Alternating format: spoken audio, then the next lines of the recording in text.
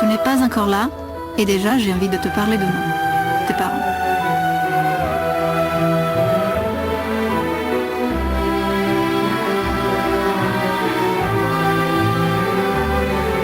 Moi, Barbara, je suis italienne. Mes parents vivent à Milan. Ton papa, Manu, est originaire d'Amiens. Nous nous sommes rencontrés à Antibes, dans un parc d'attractions. Là-bas, je m'occupe des dauphins. Je les soigne, les nourris et je les dresse pour les spectacles. C'est ma passion, j'aime beaucoup les dauphins.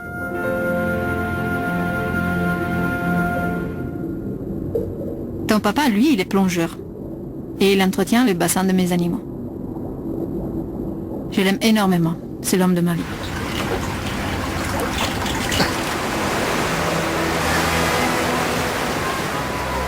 De l'amour de Barbara et de Manu va naître un nouvel être humain. Nous allons plonger au cœur de cette odyssée de 9 mois, mystérieuse et miraculeuse, la naissance d'un enfant. Au tout début, c'est bien connu. Il y a la semence déposée par l'homme dans le ventre de la femme. Des spermatozoïdes par millions, un flot, un torrent de spermatozoïdes.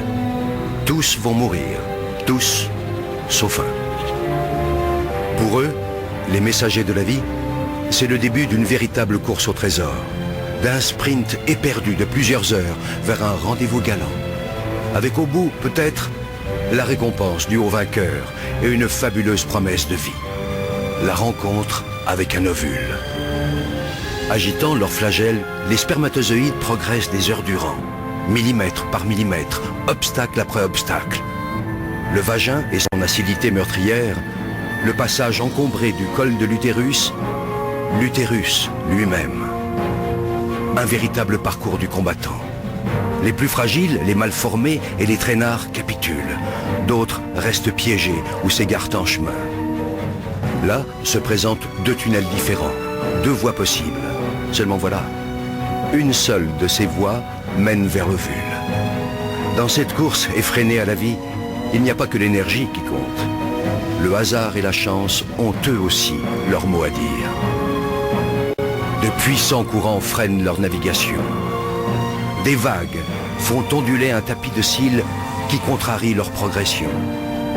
Imaginez, les concurrents encore en lice ont déjà presque parcouru l'équivalent, pour eux, de la distance qui sépare la Terre de la Lune. Et pourtant, l'irrépressible force de la vie les pousse sans cesse vers l'avant. Enfin, au bout du long tunnel obscur, tel un astre mystérieux, l'ovule.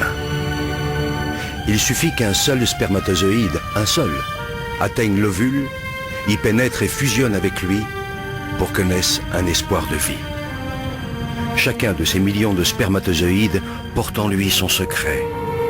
C'est à ce moment-là que se joue la loterie de l'existence. Ils ne sont désormais qu'une centaine à explorer la surface de l'ovule. Quelques-uns seulement parviennent à se faufiler jusqu'à la capsule. Formidable armure protectrice. Dernière agitation, ultime frénésie. Soudain, l'un d'entre eux finit par trouver la voie. Ça y est, c'est lui, le seul, l'unique. Aussitôt percé, la carapace durcit et les autres spermatozoïdes se heurtent à une barrière infranchissable. Pour eux, le voyage est terminé. Si près du but.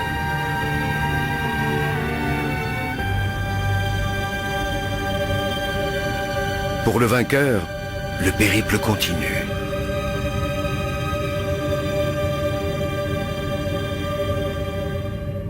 Il perd son flagelle, devenu inutile, et libère son trésor. Le patrimoine génétique de Manu s'unit à celui de Barbara. De cette union va naître une cellule unique au monde. Rêve d'amour, fruit du désir, et déjà esquisse de vie. Un œuf. Dès cette seconde, tout est déjà écrit, ou presque. Et puis le processus s'accélère.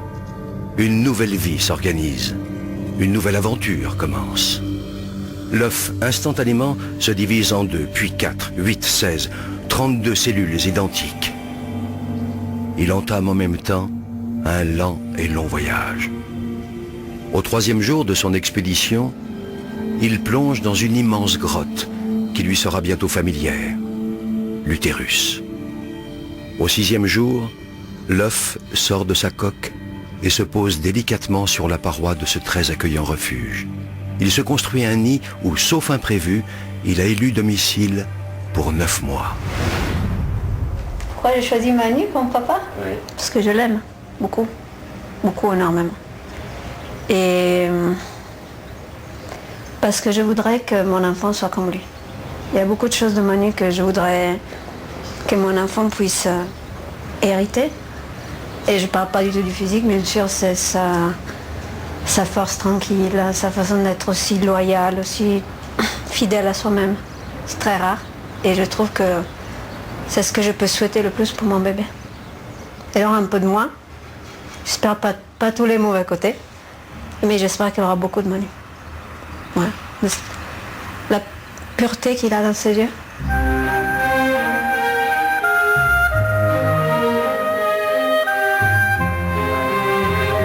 Au fur et à mesure que l'œuf s'enfonce dans la paroi souple de l'utérus, il se transforme de façon radicale.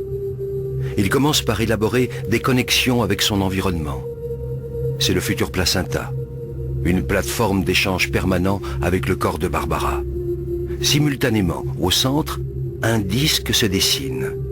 L'œuf se transforme et devient l'embryon. Âgé de 14 jours, il n'a pas encore la taille d'une tête d'épingle. Quelques jours plus tard, l'embryon s'est considérablement épaissi. Il repose maintenant au centre de 2 poches remplies de liquide. Une incroyable cascade de transformation l'agite. Cela commence par la formation du système nerveux. Sur son dos, une gouttière se creuse, puis, comme un ourlet, elle se referme sur toute sa longueur et devient un tube. C'est la future moelle épinière. Et ces 2 bourrelets géants, ce sont les futurs hémisphères cérébraux. Pendant ce temps, l'embryon s'est enroulé sur lui-même. Un cœur rudimentaire prend lentement forme, des vaisseaux se dessinent. Le système circulatoire du sang s'ébauche. Au fur et à mesure de sa croissance, l'embryon ressemble d'abord étrangement à un poisson, puis un peu plus tard, à un batracien et enfin à un reptile. Tout cela est dans l'ordre des choses.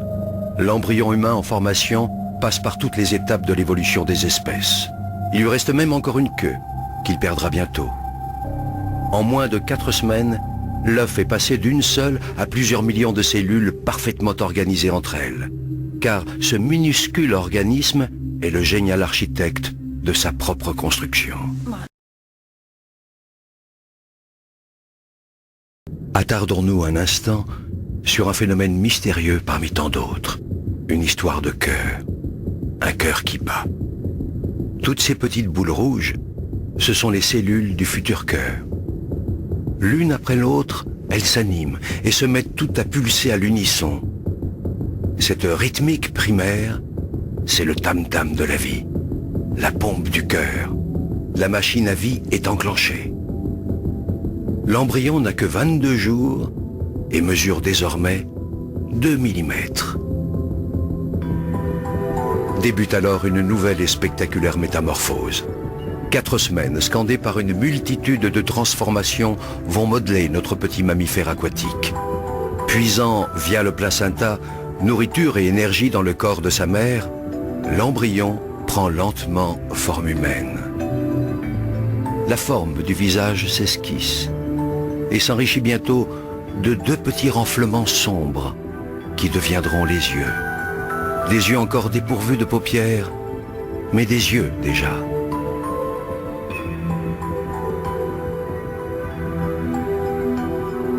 L'ébauche de tous les organes se poursuit. Les cartilages des os, les muscles et les tendons se développent progressivement. L'embryon est maintenant âgé de 34 jours et mesure 5 mm. Sa croissance s'accélère à tel point que chaque jour, il grandit d'1 millimètre. Si les bras et les jambes se dessinent, la queue, elle, se résorbe peu à peu et laissera bientôt place au coccyx.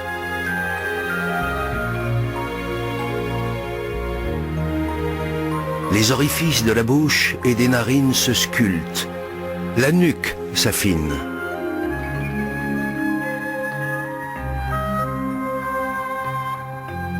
Le cerveau, lui, poursuit en parallèle sa fulgurante évolution et se prépare déjà à devenir le chef d'orchestre de l'ensemble des fonctions humaines. Le petit homme est âgé de 44 jours. Il mesure 17 mm.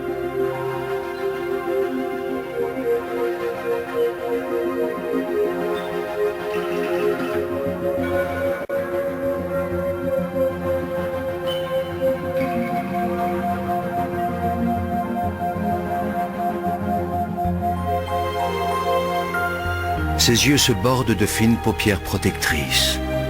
Les os de son dos se solidifient, sa tête se redresse. Son cœur, ses vaisseaux sanguins essentiels et la plupart de ses organes ont trouvé leur place définitive et se mettent à fonctionner. À 60 jours, l'embryon, qu'on appelle désormais un fœtus, mesure 3 cm et ne pèse que 11 grammes. Barbara achève son 2e mois de grossesse et tout se passe à merveille. Son enfant dispose de 7 mois encore pour grandir dans la tiédeur de son ventre, dans un univers protégé. Est-ce un lointain écho du bonheur de ses parents? Jusque-là, quasiment inerte, voilà que le futur bébé de Barbara et de Manu commence à bouger. Ce ne sont encore que d'imperceptibles tressaillements, trop ténus, pour que la mère en ait conscience. Pour comprendre ce qui se passe, essayons d'aller voir l'invisible. Pénétrons dans le cerveau de l'enfant à venir. Ici, à chaque minute qui passe, des neurones apparaissent par milliers. Simultanément, ces neurones se connectent les uns aux autres. Ingénieux agencement qui va permettre au fœtus de commander ses muscles et l'ensemble de ses organes. Les informations sont transmises sous forme de messages électriques et chimiques. C'est ainsi qu'à sa naissance, l'enfant de Barbara et Manu possédera plus de 100 milliards de neurones connectés les uns aux autres par 1 million de milliards de contacts. Même le réseau téléphonique ou informatique le plus sophistiqué du monde n'est rien en comparaison de cette formidable complexité du cerveau humain. Derrière cette fabuleuse machinerie, c'est le siège de l'esprit qui se développe lentement. Ici s'ancrera le goût du pain, de là jaillira le plaisir du verbe. Ici se déverseront les joies et les chagrins, et de là émergeront les rires ou la colère. Comme si l'écho de cette kyrielle de transformation résonnait en lui, le fœtus s'agite en tous sens. Mais Barbara, elle, ne sent encore rien.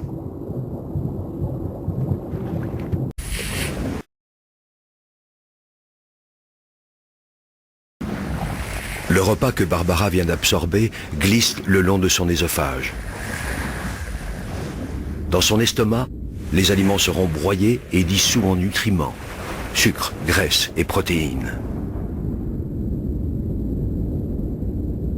Après bien d'autres péripéties digestives, ils rejoignent sa circulation sanguine.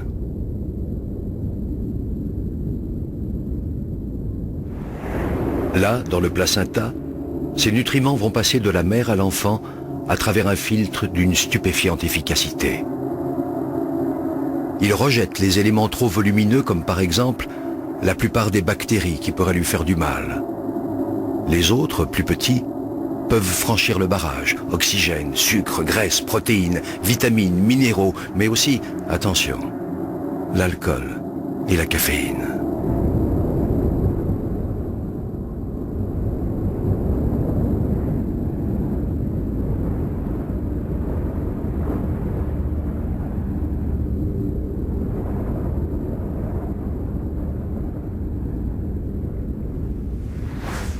Une fois dans le sang fœtal, ils sont acheminés jusqu'au futur bébé par le cordon ombilical.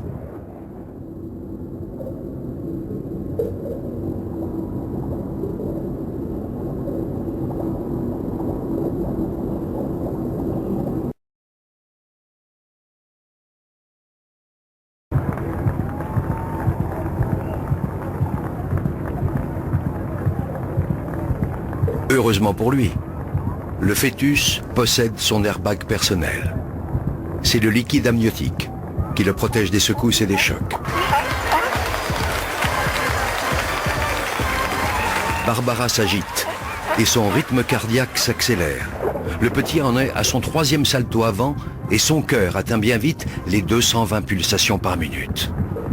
Mais dès que les pirouettes maternelles cessent, le bébé s'apaise à son tour et son rythme cardiaque redescend autour de 160 pulsations, ce qui est, malgré tout, le double de celui de sa mère.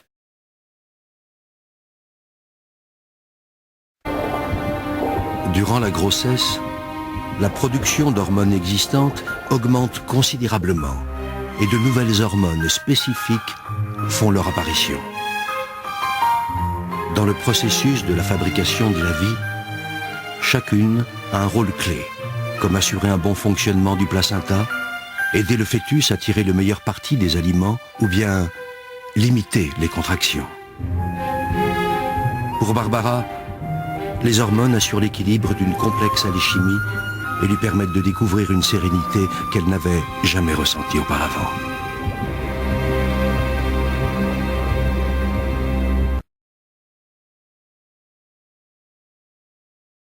Fille ou garçon?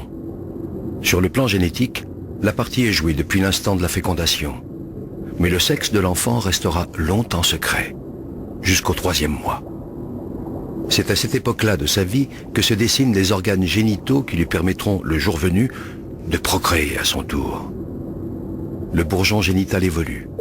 S'il s'allonge, ce sera un pénis et donc un garçon. Remplis de spermatozoïdes immatures, ces testicules descendent dans la peau des bourses. Si c'est une fille, le clitoris, le vagin et les lèvres se forment progressivement, tandis qu'un stock de 2 millions d'ovules immatures se constitue dans ses ovaires. Fille ou garçon? Barbara et Manu sont impatients et curieux, et aujourd'hui, justement, ils vont savoir. Vous voulez savoir ce que c'est? Absolument.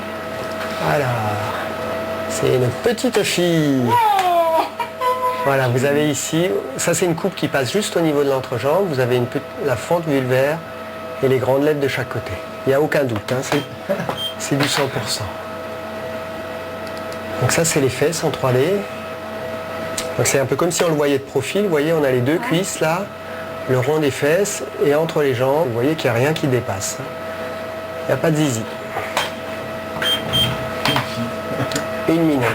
Vous avez déjà un prénom? Non. Non.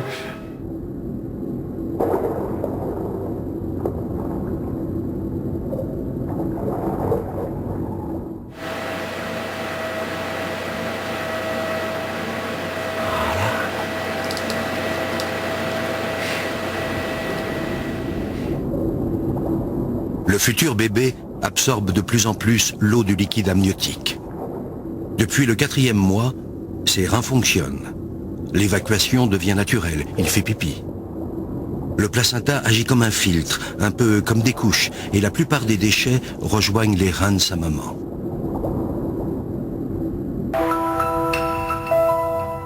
Grâce à l'échographie, le mystère est levé. Ce sera donc une fille. Rappelez-vous, le grand loto de l'existence. Le spermatozoïde de Manu était porteur du chromosome sexuel féminin. Ici, nous entrons dans le monde fascinant de l'hérédité, et c'est au microscope qu'il faut observer ce prodige de la nature. Au commencement, à l'instant de la fécondation, la combinaison des patrimoines génétiques de Barbara et Manu a donné naissance à un œuf unique, portant toutes les potentialités de leur future petite fille. Ces caractéristiques sont inscrites au cœur des gènes et ces gènes sont enfilés comme des perles sur un long collier qu'on appelle l'ADN. Mais la magie ne s'arrête pas là. Chaque fois qu'une nouvelle cellule se divisera au cours du développement de l'embryon, puis du fœtus, l'ADN se reproduira à l'identique dans chacune des cellules.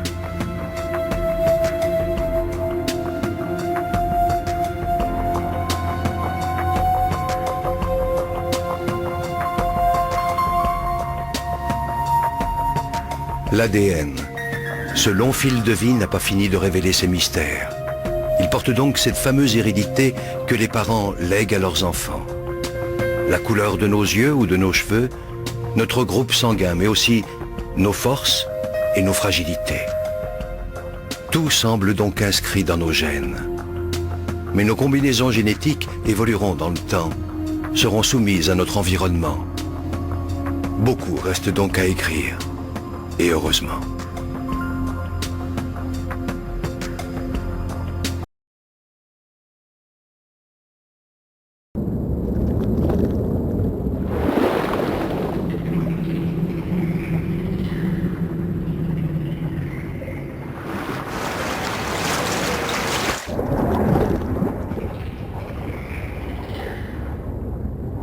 Mon bébé, on a décidé de t'appeler Julia. C'est un beau prénom qui rappelle tes origines italiennes. Ton papa m'avait demandé un mariage à Rome, il y a bien longtemps. Maintenant tu vas bientôt arriver et nous avons envie que tous les trois on porte le même nom, qu'on soit une vraie famille. Nous allons nous marier au mois de juillet, un mois avant ta naissance.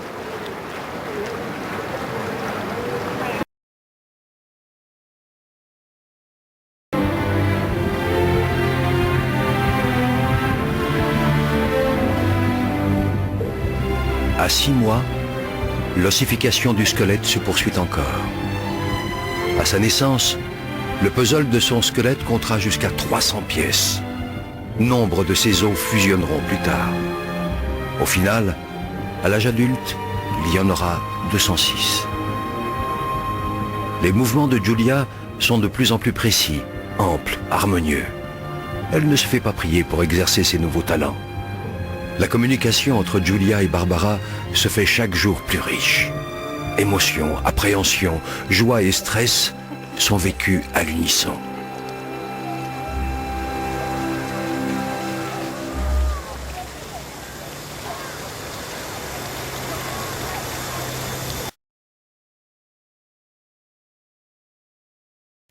Maintenant que ses papilles gustatives sont formées, Giulia devient sensible au goût du liquide amniotique et donc à celui des aliments qu'ingère sa maman. De quoi développer ses futures préférences culinaires. Giulia aurait-elle déjà un petit faible pour la saveur des plats italiens? Julia, je sais que si je mange mal, tu manges mal aussi. Alors je fais attention, mais je n'oublie pas de me faire plaisir. D'ailleurs, je suis sûre que tu aimes déjà le chocolat.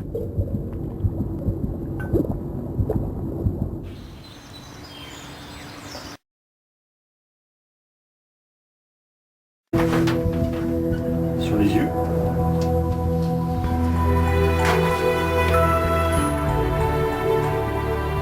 Jusque-là, Giulia vivait dans l'obscurité, un peu comme dans une caverne. Mais aujourd'hui, ses paupières s'ouvrent pour la première fois.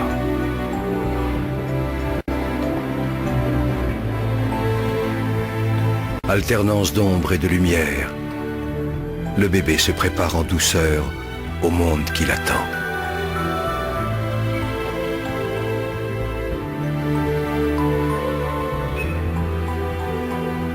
La plupart des fœtus ont les yeux bleus, car la pigmentation de leur iris n'est pas achevée. Giulia n'échappe pas à la règle.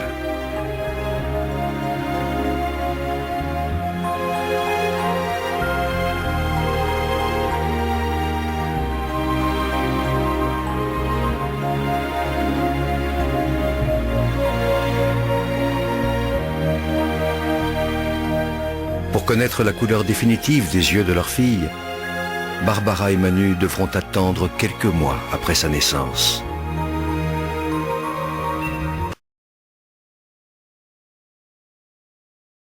Ce sont les contractions qui ont obligé Barbara à rester couchée. Dans la majorité des cas, ces fameuses contractions sont utiles, car elles aident le bébé à avoir une bonne position. L'utérus est un muscle qui se raidit puis se relâche. Mais lorsque les contractions sont précoces et trop fréquentes, elles se révèlent dangereuses. En précipitant l'ouverture du col de l'utérus, elles peuvent provoquer un accouchement prématuré. On y va.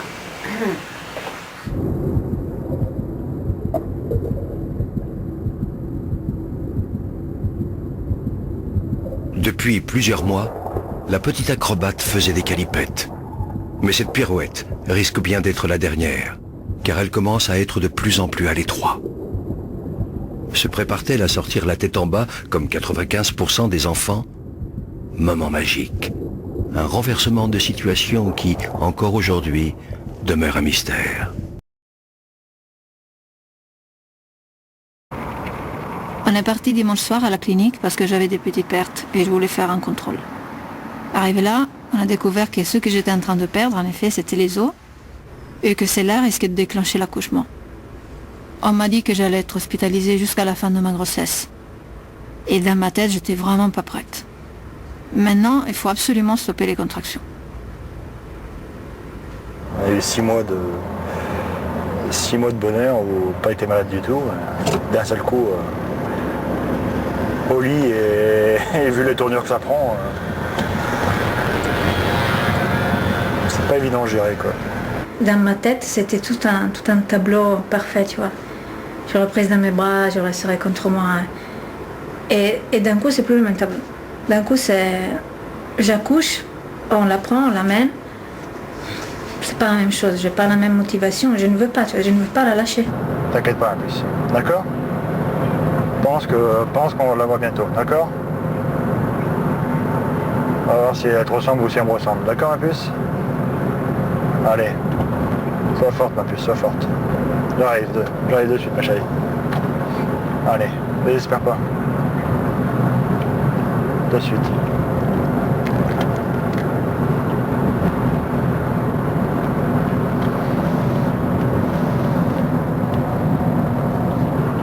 Je suis un peu stressée.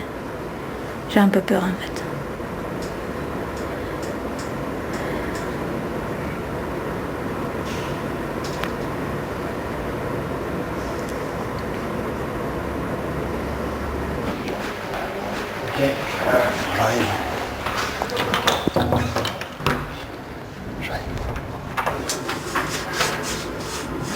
Quelques caméras. Un peu rassuré quand même.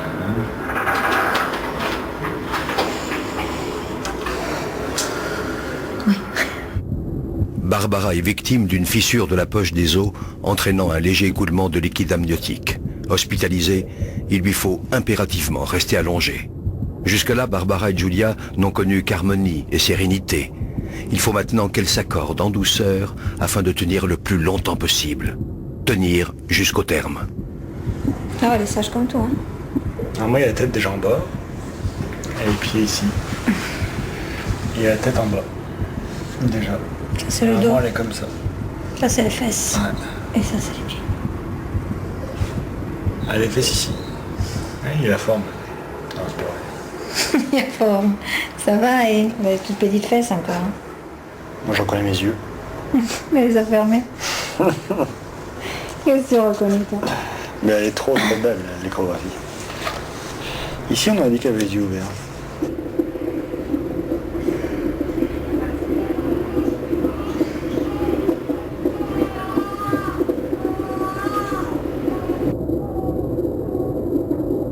Après 7 mois de grossesse insouciante, une surveillance de tous les instants est mise en place afin d'éviter toute souffrance à Giulia. Grâce à une sonde à ultrasons, les médecins peuvent régulièrement contrôler son rythme cardiaque. Ça dure combien de temps, Barbara? Ça dure 45 minutes. 2 fois par jour, ouais. C'est magnifique, hein.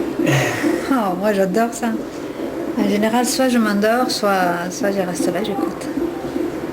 Mais ça me fait du bien, je trouve ça très apaisant, en fait. Les os du crâne de Giulia ne sont pas encore soudés. Sa tête pourra ainsi s'allonger, se rétrécir au moment où elle sortira du ventre de sa mère. Entre les os, on distingue la surface du cerveau creusée de multiples sillons.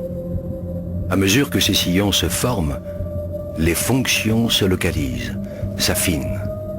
Le cerveau dresse sa géographie finale. Ici les sons, et là les odeurs. Ici les images, et là les mots. À ce stade, le cerveau de l'enfant est assez performant pour contrôler ses principales fonctions vitales, telles que sa respiration ou sa digestion. Giulia est prête à ressentir ses premières émotions.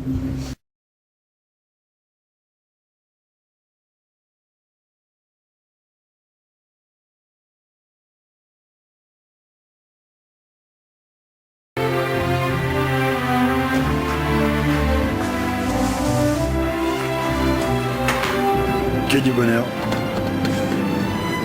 Dommage, je suis papa.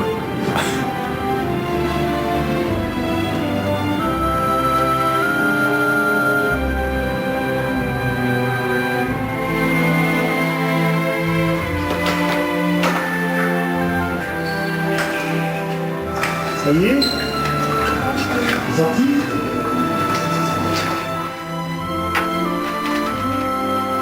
C'est bien, je...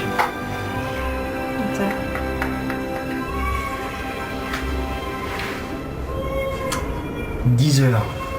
Pas avant, pas après. Arrête.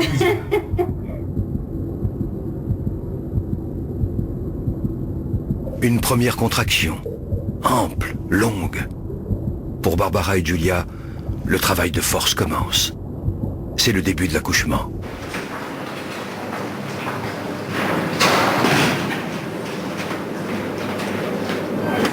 Tenez-vous, je vais baisser un peu la table. Ils ne sont pas très espacés, hein. Au tout début, les contractions de l'utérus sont encore relativement faibles et espacées. Elles surviennent toutes les 15 à 30 minutes et durent de 10 à 15 secondes. On inspire. Soufflez lentement. Videz, videz, videz, videz, videz. Complètement, complètement, complètement, complètement, complètement. Ça passe. Vous sentez quelque chose? Non. Ça Elle va? est passée là, la contraction? L'anesthésie péridurale doit être finement dosée afin de soulager Barbara des douleurs dues aux contractions, mais également lui conserver une sensibilité suffisante pour libérer l'enfant. Odile, Oui, j'arrive. il faut que je m'allonge, que je vais m'évanouir. Respirez bien. Les contractions deviennent plus intenses, plus longues. À chacune d'entre elles, Giulia se rapproche un peu plus de la lumière. La tête du bébé comprime le col de l'utérus. Sous la pression, celui-ci se raccourcit et se dilate progressivement. Et puis, la poche des os se rompt d'un seul coup. Bon, on va s'installer. Déjà.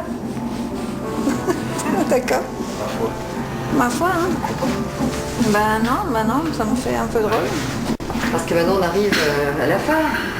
Vous allez pousser, vous en votre bébé. Ah, oh, mais, oh là là. C'est agréable, ça.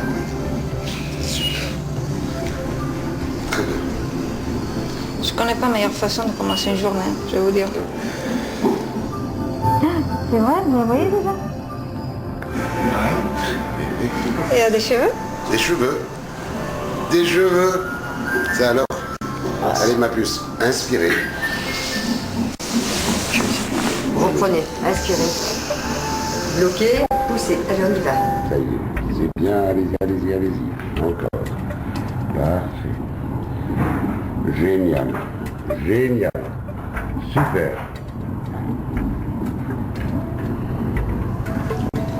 Très bien. Allez, reprenez le souffle, hein, quand même, parce que... Et on reprend.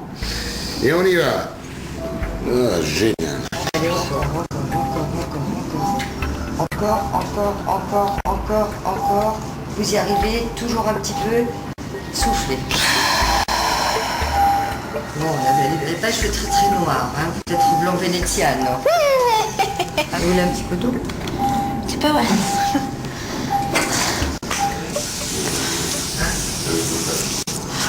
Elle pousse, hein? Elle pousse, ouais. Elle pousse. Ouais, je la sens. Vous avez sorti? Ouais. Je sens que ça pousse. Mais faut pas me l'annoncer. Mais Faut je vais. prendre le souffle. Et on pousse. Et on y va. Et fort.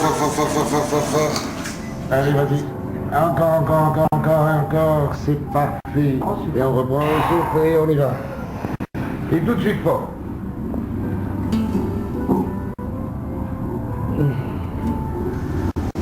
C'est parfait. Très très bien. Laisse-la venir. Laisse-la bien venir. Et elle est là? Je dirais. Voilà, maintenant, inspire. Et on y va. Voilà, maintenant fort. Bien laisser venir. Oui. Allez, encore. Encore. Voilà, c'est super et on se repose. Voilà, c'est bien descendu là. Allez, dernière fois, vous pouvez la sortir là. Alors, on y va bien fort. En bloc, on pousse fort. Top, ne poussez plus, ne poussez Voilà, plus. pousse plus, voilà, pousse plus, voilà, tout doucement, j'ai la petite tête. Ouvrez vos yeux, ouvrez vos Voilà, yeux. voilà, lâche tout, viens me Donnez chercher. vos mains, donnez vos mains. Viens Allez, chercher la ton bébé, c'est pas mal. Viens, voilà. Voilà la petite grenouille. Voilà. Attendez, on va mettre sur le côté qu'elle puisse quand même respirer. Tes souhaits. Bon, monsieur Bacon, coupez le cordon entre les deux. D'accord, arrivé. Voilà, super. Voilà. Elle est quand même grassouillette, hein. T'as vu, ma chérie?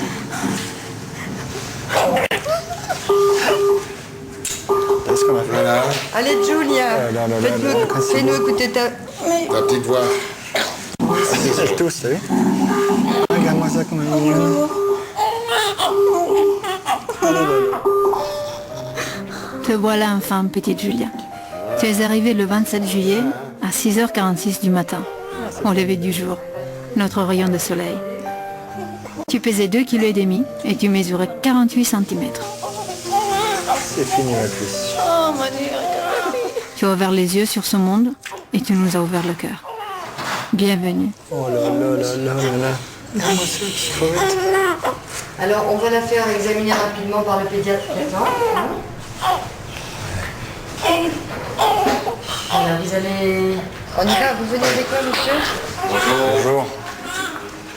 Bonjour, Julia. Elle s'appelle Julia.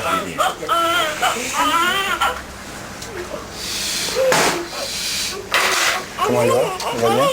Oui, très bien. Ça, c'est des petites insultations. Si, bien sûr.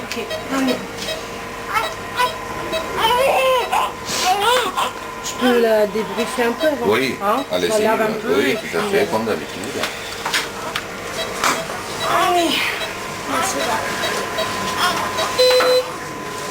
Super. Merci, je vais Petit mettre de ce bébé. côté-là. Vous avez la perfusion. C'est la fin d'une odyssée de 9 mois. La fin d'une aventure à 2 et le début d'une vie à 3. Une autre histoire peut commencer. Regarde ta maman. Regarde ta maman. Qu'est-ce qui se passe?